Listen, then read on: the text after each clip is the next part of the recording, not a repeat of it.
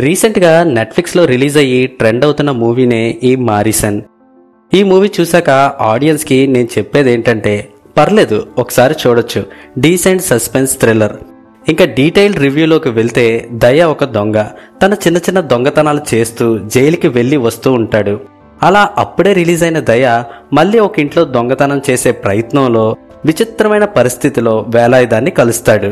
అయితే అలా కలిసిన వేలాయుధంతో ఎందుకు ట్రావెల్ చేయాల్సి వస్తుంది?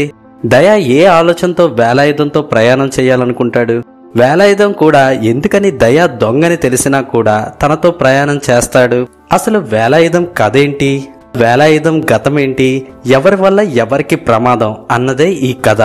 మూవీలో థ్రిల్లింగ్ ఎలిమెంట్స్ చాలానే ఉంటాయి. ఇది ఒక స్లో బర్న్ మూవీ, మెల్లగా ఎక్కుతుంది. సో ఫాస్ట్ పేస్డ్ మూవీస్ ఇష్టపడే వాళ్ళు కొంచెం ఓపిక్గా చూడాల్సిందే. ఈ మూవీ అంతా కూడా స్క్రీన్ ప్లే బేస్ అయి ఉంటుంది.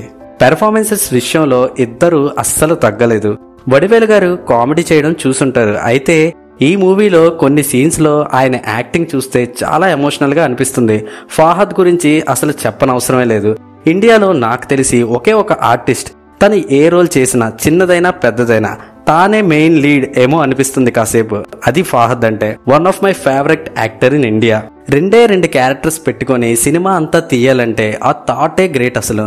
మొన్న ఈ మధ్య సత్యం సుందరం వచ్చింది, అది ఒక బ్యూటిఫుల్ మూవీ. ఇప్పుడు ఇది ఫాహద్ ఇంకా వడివేలు గారి యాక్టింగ్ కోసం అయితే ఒకసారి చూడొచ్చు గురు. ఇది ఒక సస్పెన్స్ థ్రిల్లర్. సో మూవీలో ఫస్ట్ హాఫ్ స్లోగా ఉండడం వల్ల సెకండ్ హాఫ్ లో ట్విస్ట్లు ఉన్నప్పటికీ అవి పెద్దగా ఏం ఇంపాక్ట్ క్రియేట్ చేయలేకపోయాయి. సో ఇది ఫ్రెండ్స్ నా ఫస్ట్ మూవీ రివ్యూ. మీకు నచ్చితే మర్చిపోకుండా ఒక లైక్ కొట్టండి.